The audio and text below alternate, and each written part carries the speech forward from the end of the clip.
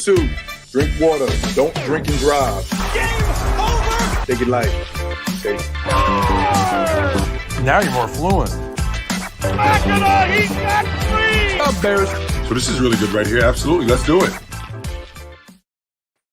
Hello. Good evening, Maple Leaf fans and hockey fans. Welcome back to another episode of Leafs Unfiltered Podcast. My name is Josh, and happy to be with you as always, and alongside my co-host, Caroline. How are we doing? Good, thanks. How are you? Excellent. We have officially opened up training camp, so very excited, very happy to kind of talk about that. We have officially got to hockey season, I would call it. Yeah, I think it's here. Pretty exciting. Yeah. Back to school season, akin with back to hockey season. I kind of love it. Keep that pattern going for us older folk. Us that have aged out of school, we still get to look forward to something come end of September.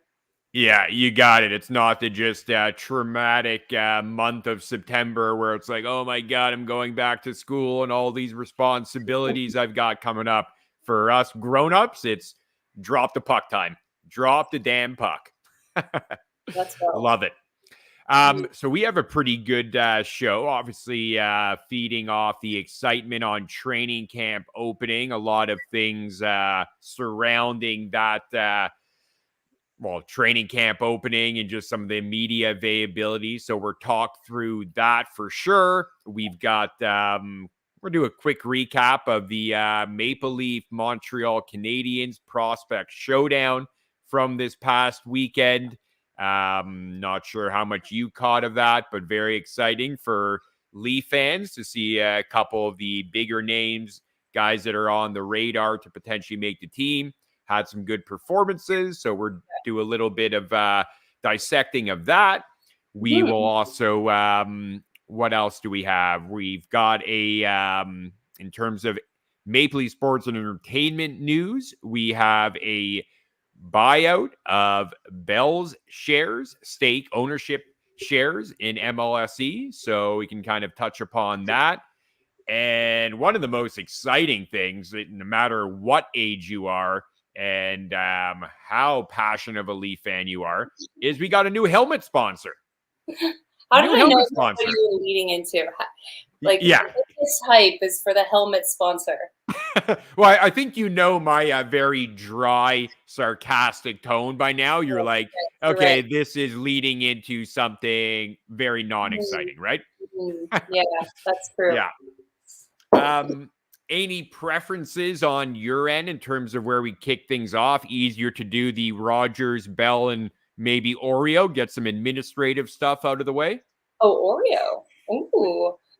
Just kidding. Yeah, let's kick off with the corporate stuff and then get into the fun stuff. Okay. So the news came through, I believe it was early this morning, that Rogers had taken a majority 75% ownership stake in MLSE, buying out Bell. So now it's basically Rogers has 75% stake in MLSE, and the remaining 25% is with Larry Tannenbaum and his company. Yeah. So, I mean, I think kind of for most Leaf fans, kind of much ado about nothing. It's like, okay, well, there's two large corporations that are competing corporations who were previously aligned in the ownership of our hockey team. Not sure how we felt about that, but, as long as the funds keep coming in and they still want to spend the money to acquire the players, don't really care who's writing the check.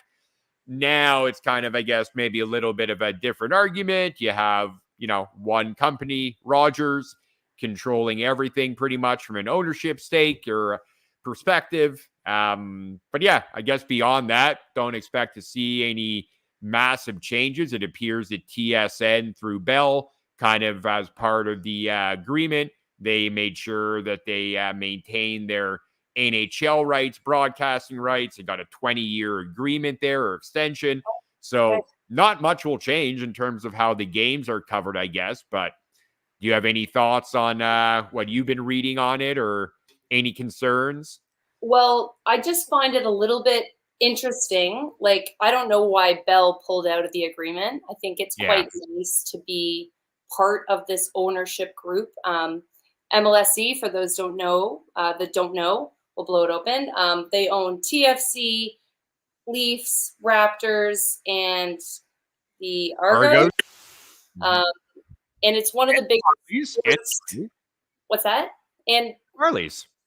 And the Marlies, of course. And any, I guess, junior leagues teams that are associated, I would imagine. ECHL, I think, is under that, I believe. Yeah. So, like, if you look at the top ranking or the biggest groups of sports owners, we are among the top 10. It's kind of an interesting, ownership thing that we have going here in Toronto with MLSE. And I just don't see how Bell wins in this sort of situation. Right. They, as Josh mentioned, I guess that they still have this 20-year broadcast agreement to keep bringing us the games. But every couple years, you've seen sort of the schedule dwindle on the TSN side of things. Yeah. And of course, Sportsnet gets to hold the marquee nights. They get the playoffs. And Bell's kind of left with these smaller chips that they're, I guess, trying to build an audience around, that being the Argos. They have no Blue Jays. They have golf and they have tennis. But in this new world of streaming and of, smaller chip subscription on cable, I'm just not clear on how they're going to pull a huge audience to the TSN suite of channels when they've sort of continually dwindled the offerings that they're providing their customers. So, very fair point. Yeah. Go ahead. You keep going. No, you keep going. Go for it. In a statement, the Bell president mentioned that it's to sort of reduce their debt, which to me isn't very inspiring to consumers. Agreed. That's like the worst PR angle ever. I'd like to focus on what, core product drivers or growth drivers, I think was the wording.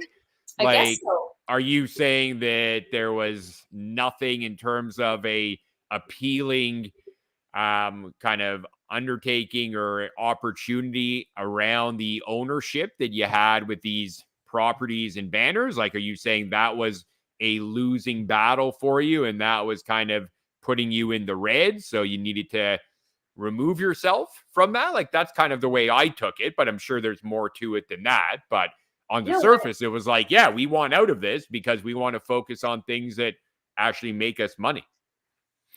Which I guess from the consumer perspective makes sense. Like, how do the owners make money? They make money through selling tickets, through selling merchandise, through selling broadcast rights, through selling radio deals.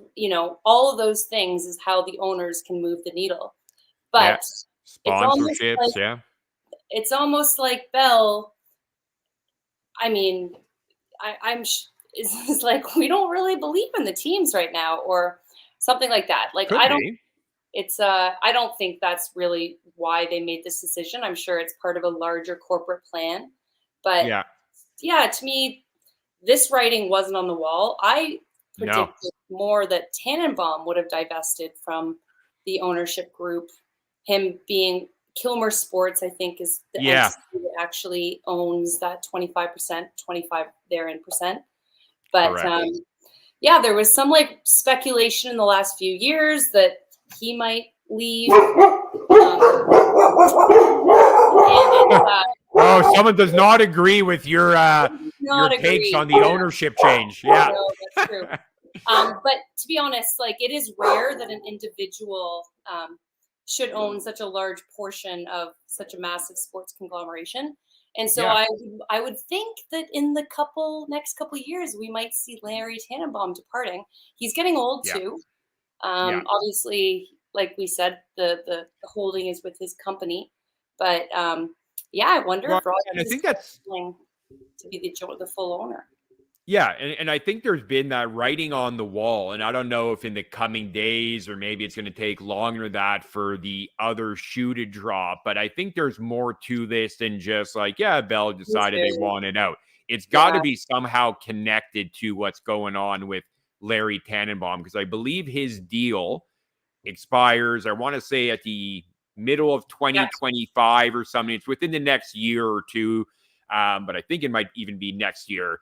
And there's been talk for a long time about how he wanted to pursue an NFL team here. I'm not sure if that's going to happen on the immediate horizon. He's just part of the group that got the WNBA team to Toronto. So I think he is going to be, removing himself or being pushed out. I mean, I guess if his contract ends, it's kind of going to be a mutual probably separation at that time. But I do think there has to be some other element here that is not being talked about yet. And I get it. The news is very fresh. But I think you're right on track there, right on the ball in terms of speculating with Larry Tannenbaum. Like, where does that leave him? It probably means that in a year, is Rogers now the 100% owner of MLSE and Larry Tannenbaum has moved on completely? Yeah, I don't see. Could very well be. Yeah, I don't see Rogers looking to negotiate with like Tannenbaum, and I think that they want to be the full fat owners, but very interesting that they're going to own the Leafs, MLSE, the package, and the Jays. That's expensive. And I think there was a lot of talk after they bought the NHL, the national rights, for a huge amount of money, kind of right as streaming was kicking off, thinking that they weren't able to really break even on how much they paid for those rights. So I thought Sportsnet, Rogers, was kind of on the down and out. Like I was thinking they might not have had a lot of cash reserves. Well, unless they realized after their failed attempt to sign Shohei Ohtani for the Blue Jays, they're like, we have about 500 mil just sitting around. Why don't we up our ownership in MLSE? Perhaps there's a connection there. We're going to stop with this whole Blue Jay thing. This isn't working for us. We're done. Yeah. We're wiping our hands. At least the Blue Jays are not the Chicago White Sox this season. Oof. Man, they're bad. They're bad. 36 and 116 or something. It's so messed up. Yeah. Awful. Like, if they're not going to win even 40 games, that's absolutely pathetic. Anyway, let's move on. We got a little onward talk there. Yeah. No, it's a pretty important topic. I just think that, hopefully in the coming weeks or whatever, we get maybe more clarity. Maybe we won't, but hopefully we'll have more to talk about as more information, gets communicated. So then I guess the other administrative topic is the Maple Leafs. Obviously, whoever is following them on their socials noticed the O's went missing in the Leafs Forever logo. And there was so much speculation on what that could be. And they did not disappoint at all with the reason for that. Really? I thought that was a little like... No, absolutely it was. Like when they put out the video. This is me not picking up on the dry humor. The dry sarcasm comes up again. It's been too many months of this chat that I don't quite get it.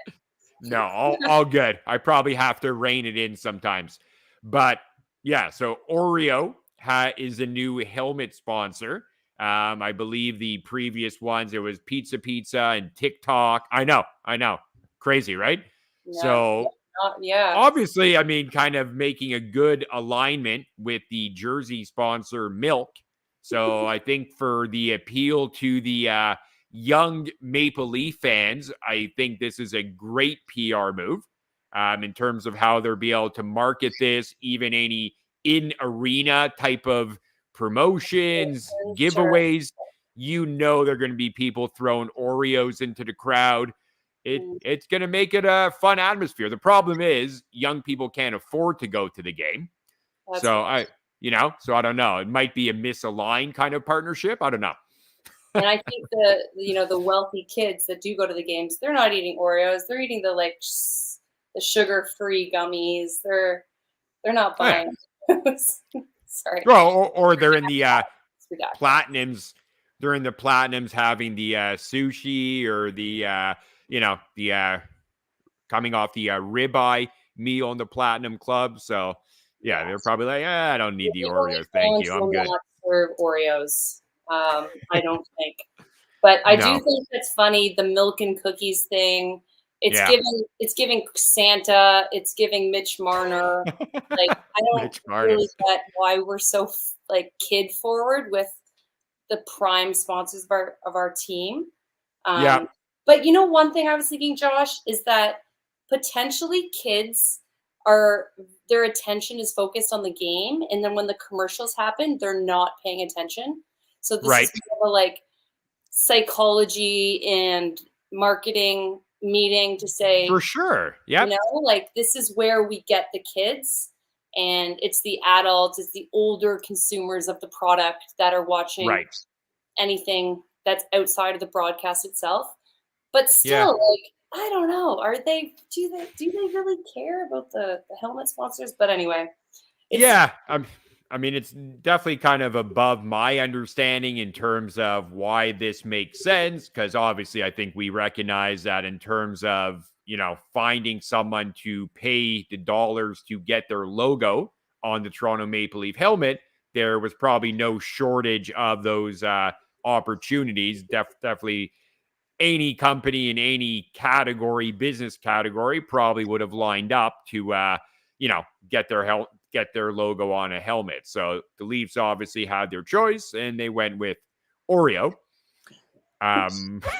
So yeah, I guess we'll see more in terms of how it plays out. I mean, I think when Milk was announced as a jersey sponsor, people are like, oh, come on. Like, you can't do this stuff to Leaf fans. Like, you can't put Milk on your jersey. Like, I'm gonna we're one up already struggling as a fan base. I'm gonna one up you and say Yeah, TikTok is probably the biggest dagger to a TikTok lot was of bad. people. Yeah, I Like, agree. That's a you good and I call. are consumers of TikTok, but I can Yeah, imagine a lot of my peers, my dad was just like eye rolling out of his yeah.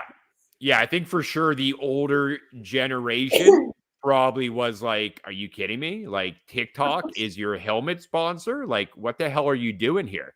Because it uh, just kind of like adds to the whole like idea and kind of perspective people have on all the Maple Leafs are trying to do is sell tickets and sell sponsorship, and then you kind of just you get these partnerships and just feel so misaligned to what you do or what your brand is all about. It's like, okay, well, TikTok is going to write a check, so we'll take them.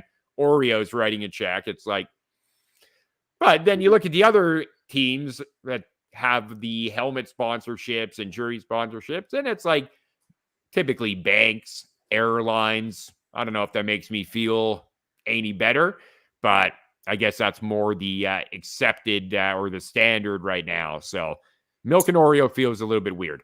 No, it does seem like there's no one industry that's like captured the NHL jersey or helmet sponsorship. It's so friggin' random. Yep. Um, I think TikTok is now coming to like Philadelphia or something like that. Oh, is that Um, right? Hadn't even I, heard I that. read TikToks in a new franchise. Okay. But yeah, I think it's just like alienates some fans. And Keith Pelly arrived to town and he said, "We're not here to sell jerseys and merch. We're here to win games." Like, all right, like when is that going to start happening? Haven't Yeah. really seen it Starting now. starting after the Yeah. Oreo. Yeah. Yeah, like, That's a good point. Yeah. but it is very funny, the milk and cookies.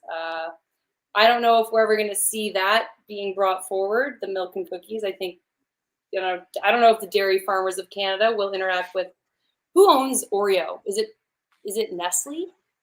No, it's Mondelez or Oh yeah, yeah. yeah. Oh Yeah. Yeah. well, it would be pretty It's great interesting. if they could create some ads that really, collabs between the jersey and the helmet.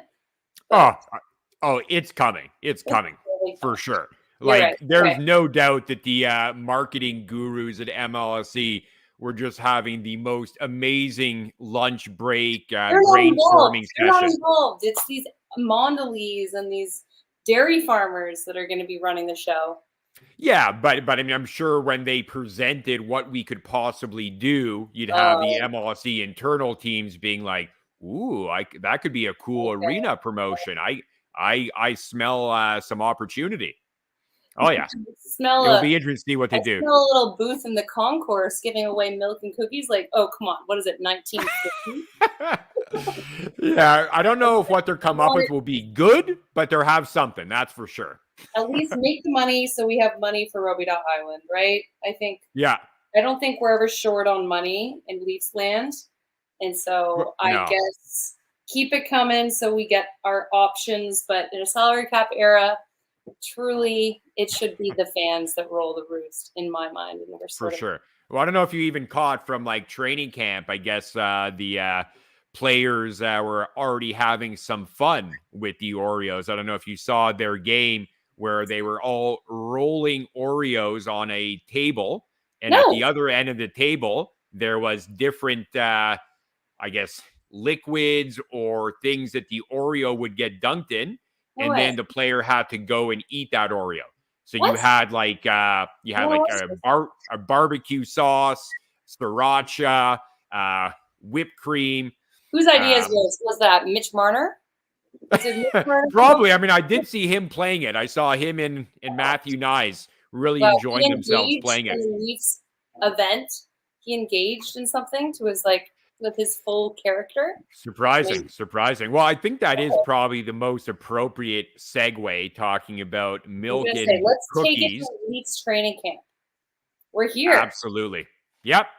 So let's get into the training camp, the media availability. We heard from Austin Matthews, Morgan Riley, John Tavares, Mitch Marner, and then obviously the management team, Shanahan, Tree Living, Berube spoke. Those were, I believe, there might have been a couple others that I didn't kind of catch, but those were the main ones in the morning anyways. I guess, I don't know if you heard all. You did? Okay. So I think from what Austin Matthews said, very kind of, straightforward, seems to really be fitting in under that captaincy and kind of had a very mature kind of communication presentation. I think his aura, was quite, I don't know if much different, but it definitely feels like kind of he was fitting into his role nicely. One thing on Matthews, I thought, was the way he spoke kind of off the cuff without needing to, so flowery about Mitch Marner. Yeah. Saying how he's an amazing player on the ice. He looks great on the ice, off the ice. I was like, whoa, buddy. Yeah. You don't need to talk about it. He kind of overdoes, he hyperbolizes how much he loves Mitch Marner. Yeah. Obviously a testament to how much him and Marner are very good friends. But it's almost deflecting, or it's almost like him sensing that something else, there's something in the corner lurking there. I think it's a little overdone. Overkill. And I wonder if that's kind of something that, for him is organic. It just kind of flows naturally, or if that's kind of the PR team, the Leaf PR team saying, okay, Brendan, when you go up there, Austin, Morgan, John, we need you to talk about Mitch as if, he's the best teammate you've ever had. And I mean, I'm not saying it's not even true.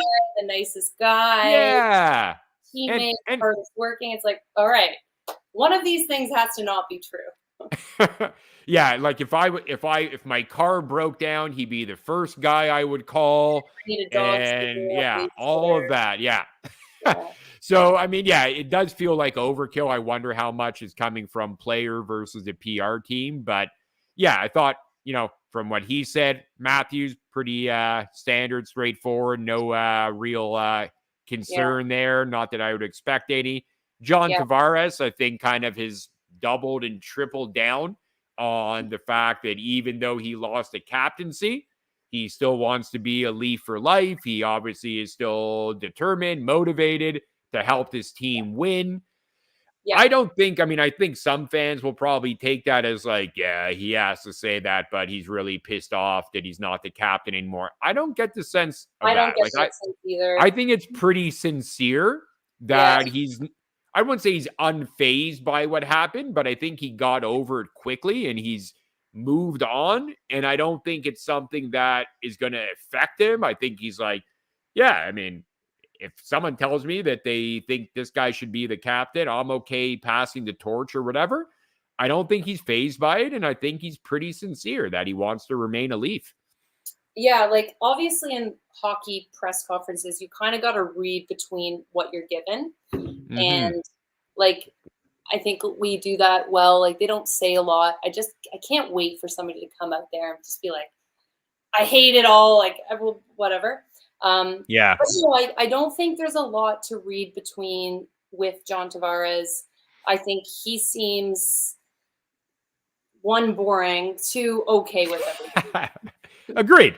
And, yeah, like Matthews is equally boring and sort of trained and polished. They're all boring, but pretty much. You kind of believe Tavares, except for Ryan Reeves, but they just don't care to talk to him. They don't ask him for these media availabilities. Yeah. I don't have much to say about the Tavares or Matthews press conferences. I think when we get into Mitch, that's kind of interesting. And then I'm sure we're going to talk to Shanahan and Treliving. So for sure, we'll make our way there. Yeah, you got it. So I think with the Mitch Marner, like you can tell there was the typical like, oh, I hate these kind of questions that you're asking me. I really want to give a shorter answer to you, but I need to be on my best behavior. So here it goes. Yeah. Well, like he actually opened with, I'm not here to talk about my contract. I'm here to talk about XYZ. So he shut that door before the door was even opened. Yeah, he's going to have to do that about 50 more times, but yeah. Yeah. And I don't know, was Tavares grilled as much about his contract and his media availability? I mean, he was that was, I think, the first question that was posed of him or to him. And then Treliving had the question again about Marner and Tavares, their contract status. And they just handle it so much better. And I remember Nylander and Matthews, when their contracts were still unsigned, they handled it better. It just, when Mitch Marner says it, it just comes off as like, yeah, obviously you've thrown it out there, the word, very combative and just very, like, I don't know, I wouldn't call it disrespectful, although I think the media would probably take some of his tone as that. But it's just like, he almost just, it's that entitlement, you know? Like, he just feels like, you guys have no right to do your job and ask me these questions type of thing, you know? And maybe that's a little bit harsh, but it's kind of the way I take what I take from it. Can you repeat the line that you texted me today? Regarding the milk and... No, regarding cookies? About how Mitch acts when he's out there. Like... Oh, I can tell you. I can... Yeah, you'll probably recall I do, so go for it. It's like whenever he's asked things that are unsavory to him, he actually looks like a kid that's just had his iPad taken from him. Oh, that's the one. Yeah. Yeah. Yeah, totally does, right? About to cry and storm up to his room. Yep. And yeah, he is just a little child. And I can't get over this. Well, even the way, like, his intro, like, very, like, his social skills are awful. Like, I mean, he might be the coolest guy in his social network. I'm not going to say. Cool maybe. But, like, the way he opened it, he's like, hey, guys, hope everyone had a good summer. Like, it just, everything comes off so awkwardly. No, you didn't. He doesn't care about their summer. He didn't give a yeah. No. He just forces answers. What did you say afterwards? You were like, it's just such a treat or something to have.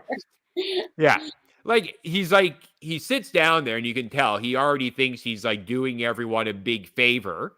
And then he just kind of and I didn't even think today he was as bad as he's been in like previous media availabilities. I think he was, for him, more on his better behavior, maybe not his best, but better behavior.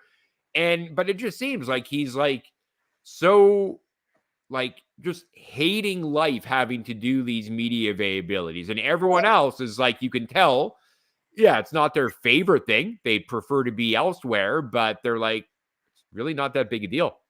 They're going to ask me questions. I'll answer what I want to. I won't answer what I don't want to. Okay, so something came out today. Chris Tanev was talking to Gary Roberts, and Gary Roberts' advice for Chris Tanev was something like, I'm going to get the first half wrong, the second half right. Work hard and be good to the fans. Yeah, I recall that. I think you got it right. Yep. Mitch Marner, okay, whatever. He works hard. Being good to the fans is being good and being real authentic during these media availabilities. This is your one-on-one with fans. You don't have a lot of opportunities outside media availability to actually say your words verbatim to reporters that is just going to be fed to the fans. Like, he's not being good to us. I don't know why he's got such a cult of people. The fanboys love him.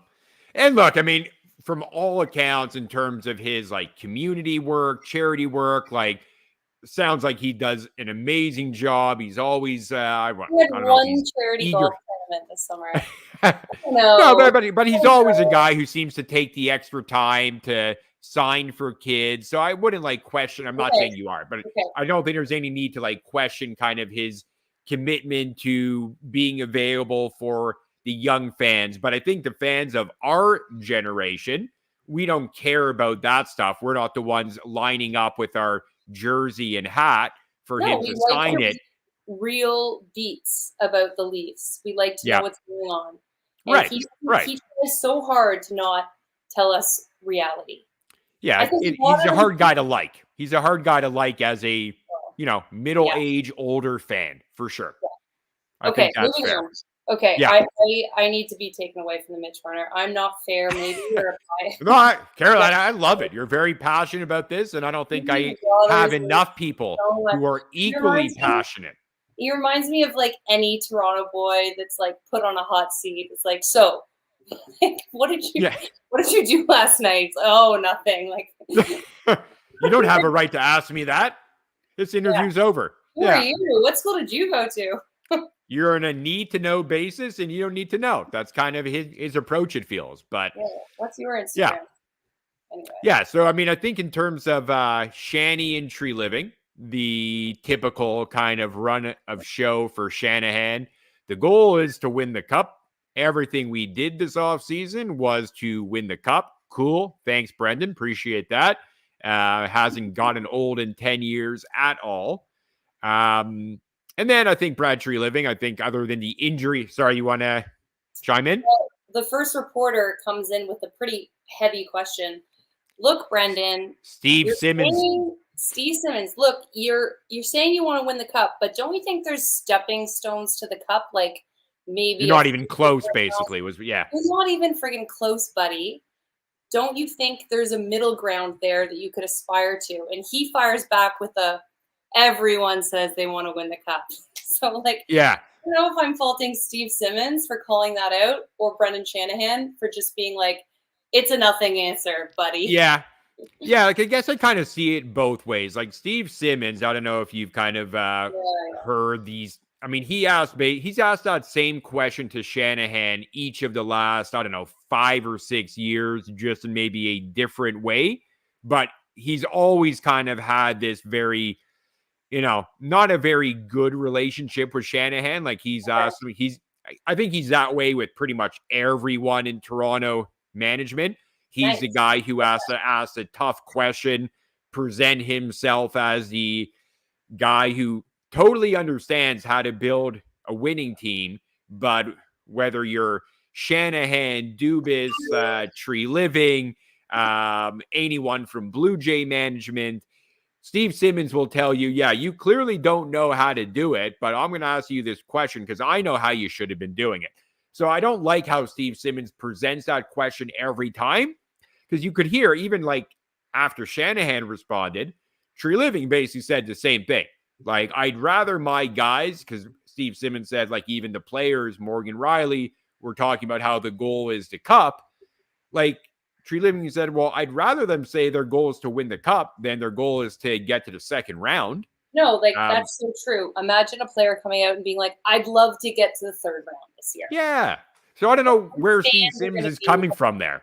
Like, you're going to, out of all the things you could kind of like pick apart from how Shanahan and Dubas and now Tree Living have built his team, have not made any maybe obvious changes.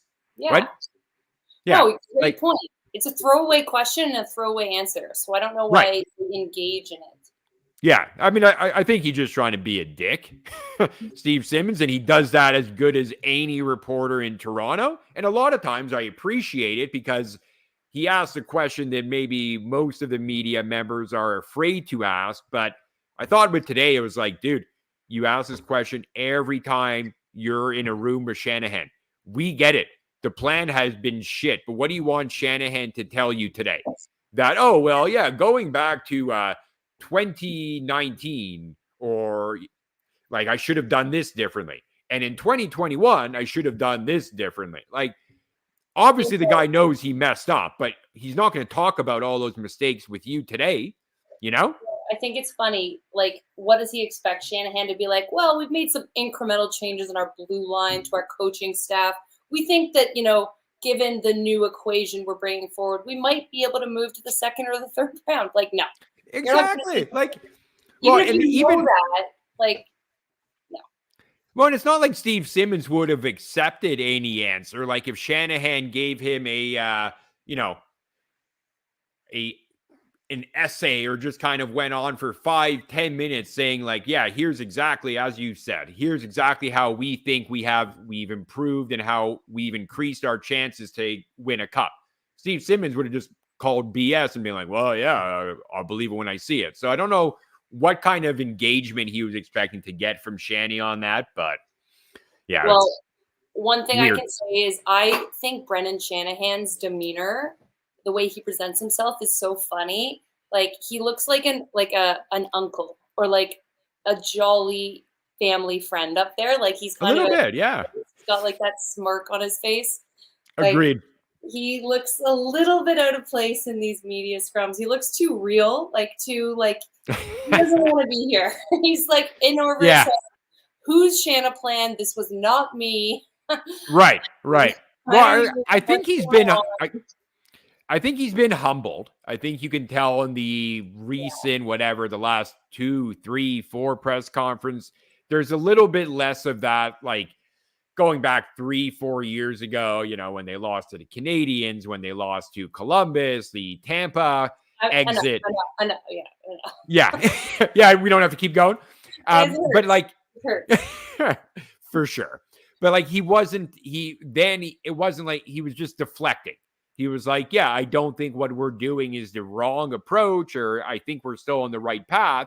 It feels like now it's a little bit less of that kind of preaching to the media and the fans that, hey, guys, you better get on this ride because it's going places. Like, if you don't believe that we're about to turn the corner, you're crazy. Like, he's not talking much like that anymore, which probably helps his cause. He's moved, in my mind, from like a front office. He used to be a player. He was a big star player forever. He's now reverted to like, he almost seems like a GM, assistant GM, which is like, actually what his role kind of is. But no, he seems like he's kind of drifted to the back. And I do think, this is going to be his make or break year. I think he knows it. I think he's really hoping. But he did say some things after the Leafs went out in the first round that we can expect a big change, a big culture shift. And I think maybe he knows that he didn't deliver on that. I wonder if he was a little bit more confident that Marner might waive that no trade clause and he would have a little bit more latitude to do stuff with the team. Didn't actualize. And here he is bringing forward a product alongside True Living that's very similar, at least in the core 5 sense of the world, sense of things. To the market, and he kind of knows this is hopefully it for him if nothing pans out, if we don't get past the first round this year. Yeah. Like I think from a fan's perspective, I think there's enough in terms of like the changes they made to at least be optimistic about what could happen. Okay. But but I think it's a fair point in terms of how Shanahan is presenting. Obviously, after the offseason, where there wasn't that home run move that probably when they sat there at the end of season press conference, they, to your point, probably fully expected there would be that type of absolute needle moving transaction that like allowed them to say, yeah, we realize we're with you fans. We realize it's not working. Here's what we've done. So you can't exactly say they've done that. They have shifted. They've allocated more to their blue line. I think people can recognize that that should make them tougher to play against. Different. But yeah, I mean, I think it for Shanahan, it's like, okay, yeah, I can't really sell the media or the fans anymore on like, yeah, we've really paid attention to what you guys are telling us, and here's what we've done. I hope you appreciate it type thing. Not that he cares if they appreciate what he's done, but he just can't, communicate it like that, I guess. Yeah. Okay, let's shift to Brad, because Brad does take a bit of a more offensive approach when it comes to questions. The first question he was asked was, what do you make of the ownership change, and what is the contract status of Mitch and John? His answer to the latter question was, as you know, I'm not going to speak about contracts. Both have had great summers. Thank you, Brad. I'll write that down. Okay. Players like Mitch and John is one of the lures for me of coming here. They're great players, great Leafs, and hopefully for a long, long time. I actually wrote that down. So on that, and sorry to stop you there. But to me, that was probably the most, I don't know if we call it reassuring, but that was the most kind of he offered in terms of a commitment to Mitch Marner. Or at least a desire to commit. Every other thing he said was just the first part. What's that? I bolded the comment to say the long, long time, because that's actually what he said. I bolded it in my notes. I think it's another throwaway thing that people say. Could be. Like, I could see it both ways. I just know it almost seemed very purposeful in the past for him to not ever say Mitch Marner and we want him to be a Leaf for a long time. Like, I've never heard him say that, and I agree. It could be a throwaway, but I know he's a very intelligent guy who usually the words that come out of his mouth are very planned, unlike the guy that he'd be talking about, Mitch Marner, who is like, I have nothing planned. I'm just gonna reactive. Mitch totally is reactive. Yeah. Very tree living, well thought out, and articulate. So yeah, I mean, it could be much ado about nothing. I still don't see a path towards an extension, but maybe this was Tree Living's way of just saying to maybe other NHL GMs, you guys didn't present us with any trade that we could go to Mitch and even see if he'd waive. So, we're moving on. Mitch Marner, a Leaf for life. So he might not believe it, but maybe it was very calculated to put that out there today. Yeah. I will throw up in my mouth if we re-sign Mitch and go out in the first round again this year.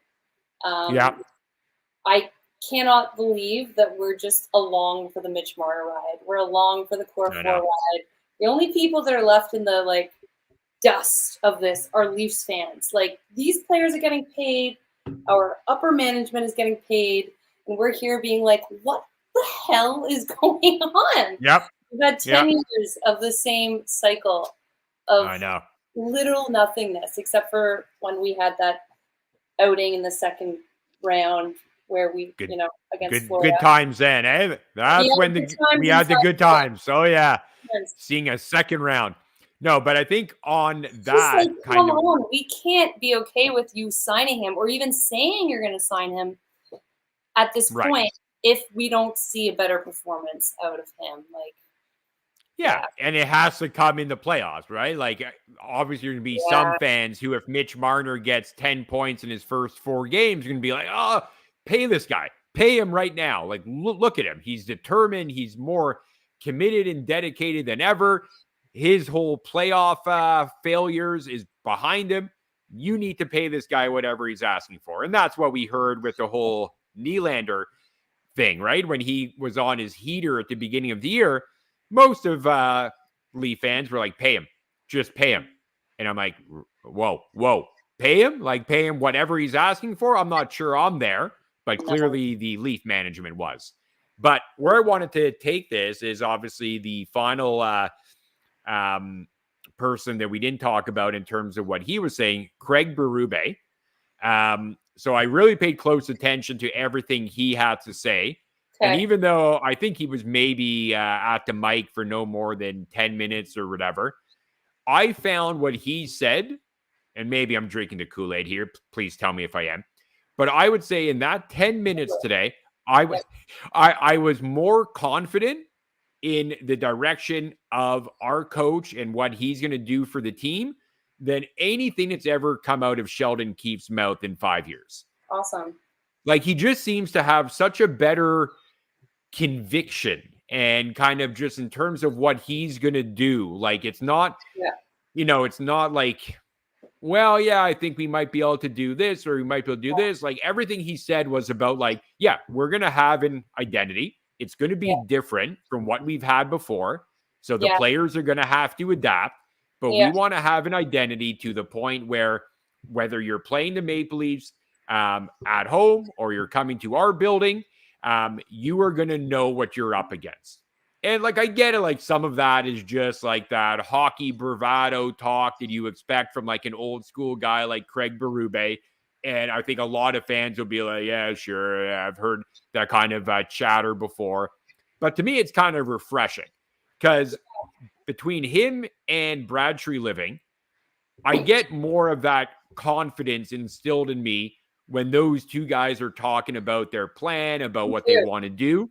Whereas Kyle Dubas and Sheldon Keefe, it was always like, yeah, we feel good about what we're doing. Yeah, we think these guys are great players and we feel like, we're still, the goal of winning a cup, we're still on that path or whatever. Berube talks more hockey language. It's more kind of speaks to that hockey fan who's like, you guys, the past teams have embarrassed us fans in the playoffs with the way you play, the way you lose games, the way you don't show up in the elimination deciding games. Yeah. For me, what Berube said today kind of said like, yeah, that's not going to happen on my watch. And I'll leave it at that because I know you're going to be like, well, yeah, of course he's going to say that. No, it just felt more confident. No, what I've been concocting in my head while you've been, throwing your on my rant, Berube, was that he wasn't part of the group that brought in the core four. He has not been a part of bringing or, behind the scenes molding these players to who they are today. He's the odd man out. So he can be the dark horse, I think, that doesn't need to sing to the Maple Leafs, chorus. That's not a metaphor at all. But I think that he brings in a new he's going to hold these players accountable no matter what their name or number is, no matter what letter they wear on their chest. Because he wasn't a part of bringing these guys here. They weren't. I'm excited to see Craig Berube. I think he is one of the best coaches that we could have brought in. I just hope that our players are going to be able to answer the calls that he has this season. They've been actually molded. A lot of our best players have learned NHL hockey under Dubas, under Babcock, some of them, but most like Keefe. They've learned a system under different styles of hockey. We're going to be rehauling their entire systems right now. Yeah. And I don't think Craig Berube hockey, north-south. That's we're right. Going north-south. I don't think that's reported on enough that we're actually asking our guys to play different hockey this season. And is there going to be a learning curve to that? Probably. I wouldn't be surprised if we see not the best performance in October. We usually come out of the gates really hot. I wouldn't be surprised if we don't, because we're literally learning new hockey for Matthews, for Marner, for Nylander. But I think that's something that we need to go through in order to perform the best come March and April. Because what we've played in the last couple seasons hasn't worked for us in the playoffs. So that's my thing, is that Yeah. Go ahead. Yeah, and I think like Berube kind of touched upon that because he's like, yeah, obviously you guys know my playing style and kind of the way I like to coach a team is to have have us be going north-south. But he's like, look, I haven't had the type of talent that the Maple Leafs have in my previous stops. He even said like, yeah, the Blues had a lot of talented players when I was there, but it wasn't like what we have here. So yeah, I'm going to obviously have different demands on these guys, but I'm also very cognizant of the talent that I have on this team. And there might have to be a little bit more of a balance, So I think he's kind of recognizing that he can't just come here with the, iron fist and be like, yeah, you're playing like this now, guys. You're all going to do a 180 and be totally different hockey players. So hopefully that kind of like flexibility and at least him being aware of kind of what has happened here or what at least the good things that have happened. Like we joke about it all the time, but there's obviously been a fair amount of good that this team has done, obviously only during the regular season. So you want to kind of still maintain a little bit of that. You don't want to tell Nylander, yeah, stop going coast to coast and getting 100 points. Perfect example. Right? Yeah. I mean, totally could have brought up anyone, but I chose 88. In the neutral zone, Mitch. Okay. Yeah. Yeah. So I kind of like, I guess to close the loop on the Berube thing, I think I kind of like what he was kind of, the way he was talking. It kind of made, just me a little bit more confident in the direction the team is going to go, which is obviously also backed up by the acquisitions they made, right? Like it's more aligned to how Berube wants to play when you start having guys like Tanev, Hakanpää, Steven Lorenz, these type of guys. Maybe not all of them make the team, but it just feels like there's going to be more alignment top to bottom from what Tree Living has brought in to how Berube is going to be playing. Yeah, but one thing I can definitely see in Leafs Nation is us not performing very well with this new North and South hockey and the fans jumping on it, the media jumping on it and being like, what's going on here? And then them pressuring Berube and those that hold the power to sort of shift the narrative. But like what we need to remember is the way we've played just doesn't work in the playoffs. So we do need a shift. And I sure hope that we can sort of make that happen despite noise that we hear outside of the games. So well, and for sure. And at the end of the day, it's obviously going to be about the results. If Berube gets this team to 90 points and maybe a wild card spot and they lose in the first round, anyone like myself and probably you as well, who are like saying like, yeah, I like Berube coming in. I like what Tree Living did in the offseason. It's going to make us tougher to play against. All that, we're going to have to be like, okay, well, that didn't work either, really, because we were actually worse than we were with the more, puck possession type approach and having every player be skilled versus having that kind of grit or toughness. So the results will speak for itself, but I have a good feeling where it's headed. We'll have to see it play out, though. Yeah. Okay. What's next? I think we've talked about what we see out of the media availability.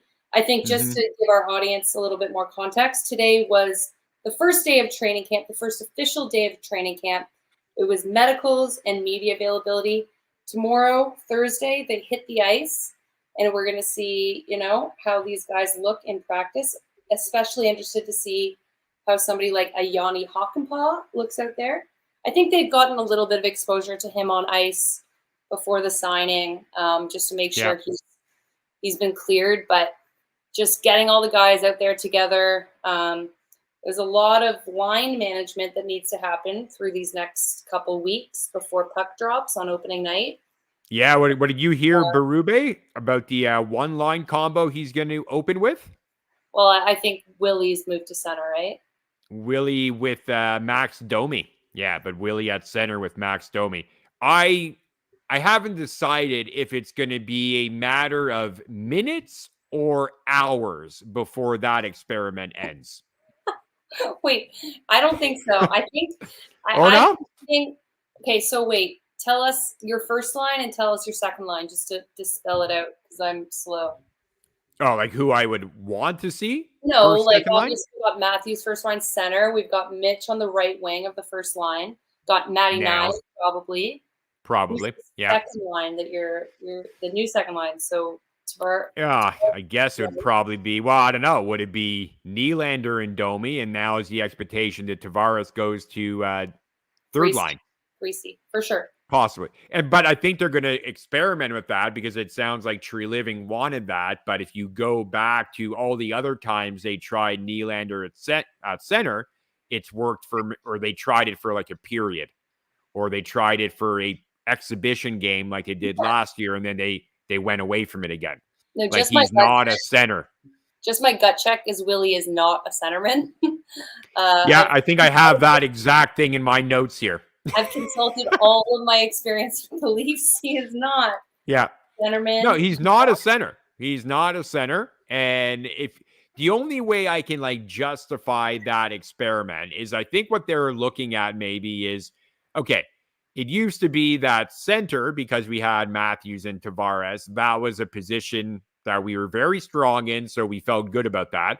Now, outside of those two guys, it's definitely a weak spot for their forward group. And if they're adding guys like Max Pacioretty, if they're adding Cowan, they might feel better about their wing depth. So they're like, okay, maybe we're better and more balanced if we have Nylander at center, and then we have Matthews on one line, Marner on one line, Nylander on one line. So that might be what they plan on doing. So if it's Nylander and Domi, I don't get the impression. I mean, maybe it would be Marner with Matthews, but it's maybe Nylander and Domi. And I don't know, is it going to be Tavares and McMahon and Cowan or something eventually? Like, I don't see how it's going to work, but I get kind of what they're hoping to achieve there. And it's like, yeah, we feel we have better wingers now. So maybe Nylander at center is in our best interest, but yeah. I think they want to move away from top loading our lines, and they want more production from the all 12. And that's why I think so. In an ideal world, they bring Tavares potentially to 3C, and they can find somebody new for 2C. But again, we can't plug circles in square holes, right? Doesn't work that well, no. And that seems like what we're trying to do. Like, Tavares is a pretty good 2C, but maybe he'd slow down in the offseason. Maybe they're hedging for him to slow down, and they want Willie, who they've signed to 7 more seasons, I think. Like 8 more. 8 more. Yeah. He has 8 more. I thought it was an 8-year contract. He's already gone through. Yeah, but it only kicks in this year. Anyway, he's been playing at a discount up until now, Caroline. Now he's paying what he's worth. Now he's getting paid what he's worth. Well, I was listening to a podcast today, and they seem to think that the reason we may have paid him for such a term is because we want him to move into that center role.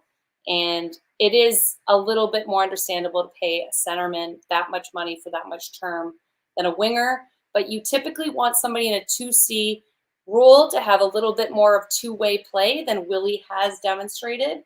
So, like, wait, so if that center experiment for Nylander ends after preseason game 3, can we get some of that salary back or no? I don't think he'd let that happen. But one thing I know is, like, I just don't understand that perspective. Like, oh yeah, they paid him 11.5 based on the presumption that he will fit in as a center, something that hasn't yet happened in his 8 years. No, like, it's not like that's a good bet to make. It's not like it's not been tried before with Willie. Like, they've tried him at center. But the guy just doesn't want to play defense a lot. Like, actually, objectively, there has been times where he's been asked to play defense or play in a center role. He doesn't really do it. We've seen it. No, and I've accepted that. I've accepted that from him. I don't like the contract, and I have issues with Willie's kind of lack of consistency and competitiveness, but I've accepted now that he is a dynamic offensive player. But what I won't accept is that he might be able to be something different. Right? Like, it's silly. It's kind of silly. It won't happen. It's hoping for things that are not natural. Correct. And like Nylander and Domi, like I almost would think if you're playing those guys together, instead of playing a third forward with them, I'd rather see 3D out there. Because if they don't have the puck in the offensive zone when those two are on the ice. You don't like Domi for the two-way? I love Domi. I don't like his defensive ability. Yeah. But I mean, that is where Crook out there with them, or they put somebody like who else do we have in the mix? Dewar injured, but not for long. Dewar's injured. He should be sounds like should be available for like opening night, but probably will miss at least half of training camp preseason recovering. But yeah, I mean, I think that's where I'm kind of, obviously I'm not going to overreact, even though I already have overreacted to that communication of Nylander and Domi, but I get it. Try it, see where it goes. If it works out great, obviously you guys look like heroes, but to me, this feels like a waste of time because I don't think Nylander, Domi, and whoever else you're thinking of there, McMahon, Pacioretty, Yarncroke, that to me is not a line that is going to inflict much damage on the opposition. Yeah, and I don't because if they don't have the puck, they're just going to be playing in the defensive zone the whole time. Yeah, and I don't see Pacioretty moving up to the second line. We could see Yarncroke slotting in there. Matty Nyes could move down to the second line. I don't think so. That would make McMahon the first liner. But no, I just think we need him on the wing. I think Tavares. We're getting into this whole like meddling pot. And I guarantee you, if you asked William Nylander, does he want to play center? He'd say no. No, can the guy take face-offs? Like that's important too. He's been okay at it. Like, I don't think that would be the bigger issue. It's just the added responsibility and accountability you have as a center. Like, you can't do a flyby out of the defensive zone when you're the center. It looks even worse when you're the center doing the flybys that he typically does. Okay, here's a wild thought, though, for you.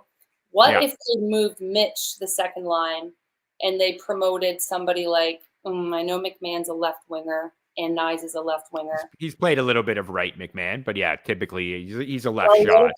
What if we got to look at McMahon, Nyes, and Matthews on the first line? Willie, Domi, and I don't know who would move up there. Max Pacioretty? No. Cowan? No. But like, I guess my point is, what if we saw Mitch, who is a better two-way player, move up to the second line? Like, what if they were able to sort of bring Mitch's two-way play to the second line? That could compensate potentially for Nylander's lack of a two-way game. I don't know. I don't think. I think there are ways to kind of manipulate the lineup and kind of get the balance you're hoping for. So I'm not like totally against the idea of like trying Nylander there because I get the theory behind it. I just think the actual reality of it and how it's going to play out will be like, like every time Nylander is on the ice when he's playing center, we're basically trying to, just get through the shift and ice the puck. Because look, if you can't play Nylander, you can't let him like take faceoffs in the defensive zone. He's the type of player who his shift has to begin on the fly with the Leafs having possession of the puck. Yeah. Like that to me is the only way you can get him on the ice or offensive zone faceoff, obviously. But to me, what they might try to do by bringing Tavares down the lineup is separating the core four that hasn't worked. At least building a roster that's a little bit like core four X, like core four, but not. And we've seen that like stacking our first line is not really working. So this is a way to still keep those assets, but like move away from. Yeah.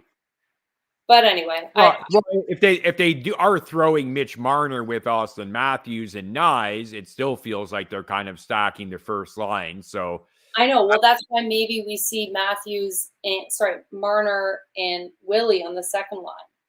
Could be. Could be. I don't think that'll happen. But anyway. Yeah. No, I mean, it's kind of going to be fun to see kind of how things play out and how long these experiments last for. Yeah, obviously at this stage, September 18th, or I guess tomorrow, September 19th, if they try it out. And, I'm sure we're going to hear after the on-ice session. Yeah, Nylander and Domi, they scored like 5 goals today. Like, oh boy, is it going to work out well. Get ready. You know what we're not going to hear? Right. Oh boy, Willie didn't play any defense. He sucks at center. We're going to have to figure that out ourselves. Exactly. And that will kind of play itself out. But we're hearing a lot of, wow, Mitch Marner, like his skating has improved. He was battling for pucks against some of the AHL players out there. I can't wait to hear all that, but it's all going to be fun to just absorb and be like, okay, where is the truth? Probably lies somewhere in the middle there, as always. Josh, it's 4 sleeps until preseason for the Leafs. Woo! Wednesday night, Thursday night, Friday night, Saturday night. We play Sunday against the Sens. Yep. We got 7 preseason games coming up. I think the preseason 6, ends no? 6 games. No, it's 7. We have 7? Yeah. Are you sure? Yeah. According to I thought we were playing 2 Ottawa, 2 Detroit, 2 Montreal. According to my podcast, 7. So let me just do my. Okay. No. I'm excited if we do have 7, but I, for some reason, thought it was 2 against each of those teams, and that's it. Looks like you're right. They were wrong. No, we got 1. No, it's 6. Okay, you're totally right. So we do open October 9th. So this. Yeah, 6 games, all against Atlantic Conference rivals. Doormats? Oh, rivals. Right. Rivals. Sorry. I thought you were going to say doormats, so I thought it was going to be a jinx there, but it clearly only I said it. You know what I like about this is that we kick off the preseason on the 22nd. The preseason opens on the 21st. Right. But we get a lot of games in, and then we kick things right off with the regular season on the 9th. It's a bam, bam, bam. There's going to be the final game's October 5th. You don't think that's enough time to Sorry. No, you're right. Ready? No, you're totally right. But I wondered if there would be more of a gap between preseason and regular season. Oh, I got you. Yeah, I mean, I think they've always kind of packed it pretty tight, especially in the past years, we were playing 8 preseason games, which just made it drag. I don't need to see all these guys play 8 games, especially when half your lineup in the first couple games is always guys who have no chance to make the team. Yeah. You know what I think is kind of funny, if you're a Leafs fan, is that we kick off the season with a back-to-back. Are you? We kick off the season with a back-to-back. How classic. Oh, yeah. And it's a home, it's an away, an away and away. Right. Just come on. But at least we're getting some of the bad scheduling juju away out of the gate. Starting against the Habs, that's kind of if you can't get fired up for that game if you're a Leaf player. I can't. I don't care about that. Well, I know you can as a fan, but I think there's obviously from a player perspective, that's obviously a game you always mark on your calendar. So I think the one thing just to wrap up, we obviously didn't touch upon the prospect showdown. Cowan and Minten obviously looked very good. Now, of course, Minten has a high ankle sprain, so all that excitement somewhat thrown out the window, at least in the interim, because that could be a lengthy recovery if we learned anything from Joseph Woll and then Mitch Marner having that injury. Probably won't be seeing him in the month of October. No, you don't want high ankle sprains in hockey. However, Sullivan did say he came right out with it, said about the injuries to Stolars, to Danford, who got a concussion in rookie camp. He said he thinks that the high ankle sprain to Minten will be over in weeks. Maybe he's a little younger, so we can heal faster. But I don't think we'll be seeing him getting those games. I don't know. Maybe weeks is. Well, I think what that does is it definitely assures that he is starting off with the Marlies. He's not coming off that high ankle sprain and coming immediately into the Maple Leaf lineup. So it's a tough thing for him, obviously, because he probably felt after his performance at the Showdown this weekend that maybe he'd have a good chance to make the team. Now I think he's got to earn it even the harder way. It already was going to be hard to earn a spot. Now he's got to show that he's the best player with the Marlies and be the first call up. So definitely a tough break for him. Yeah. But Easton Cowan will be on the ice tomorrow. Yeah, that'll be exciting. Yeah. Honestly, I used to be a Cowan kind of disbeliever, but after seeing him at Rookie Showcase, I think he looks super good. You're on board. He's I thought because if you recall in early July, I was pretty much 100% Cowan's on the team. Yeah, you 100%. Were. And I'm not going to back down from that. Even with Pat Chiaretti coming in, I'm not backing down. He is on the team, or I don't know what I'll do, but I won't be happy. Lucky for you, Dewar's injured. So, you've kind of been advantaged there. Yeah, that's true. With Minten and Dewar being injured, now it's like people are going to say, well, yeah, of course Cowan made the team. There's no one else available. 9 games for Cowan. But he looked head and shoulders better. He'll get to 9 at least. I think he looked head and shoulders better than the other Leaf rookies. I thought, we probably shouldn't have won those 2 games at the Rookie Showcase this year. The Habs have been touting their prospects for years. We've been I've heard that for years. And here we are coming home with 2 wins. Cowan got a sick power play goal. Minten, I don't know. I think he got a goal and a shootout winner. Yeah, a lot of people, for me, Fraser Minten was the best player actually on the weekend. Really? Him and Cowan were 2 of the best. He looks a little slow to me, Minten. Really? You obviously didn't see him chase down Habs God prospect Lane Hudson. Who I do have to acknowledge he looked very good as well.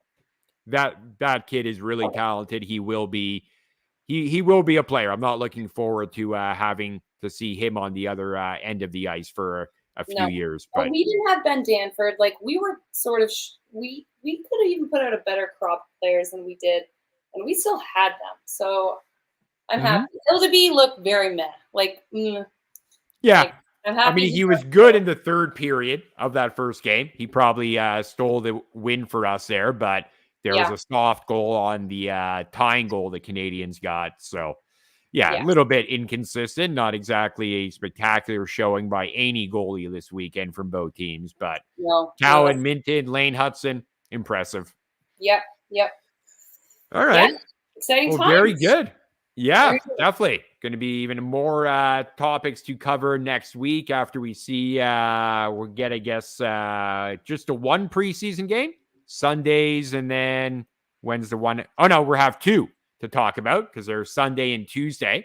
So that will be good for content, see what kind of the lineups look like, who performed, who did not show up, and we're already be in a position where we can make our assessment of how the team will do. Because that's the way we roll on Leafs Unfiltered. 2 preseason games, cup or bust, or make your predictions right after that. I'm going to place all my futures bets after our chat on Wednesday. Yeah, after I see how they look Sunday, Tuesday, I'm holding off until then. 7-1. I'm just kidding. After preseason game 1, this team's going to be 82-0. 82-0. I don't see how they're losing. Oh, you're anything. A classic fan. Yep. All right, very good. To the audience, appreciate you tuning in. Really appreciate the support. If you want to leave us any feedback, please do so. We'd love to hear from you. And any future episode can always send us a comment here in the chat. We'd love to have you come on in and ask any question or just have a discussion about what you're seeing, what you're liking and not liking about the team or about our opinions, of course. We definitely welcome that every week. Yes. All right. Well, folks, enjoy the training camp, all the excitement coming out from all the reports, and then the 2 preseason games. And we'll be back here next week at 9 p.m. to break it all down. Yep. Have a good one. Have a good one, Josh. See you, everybody. You too.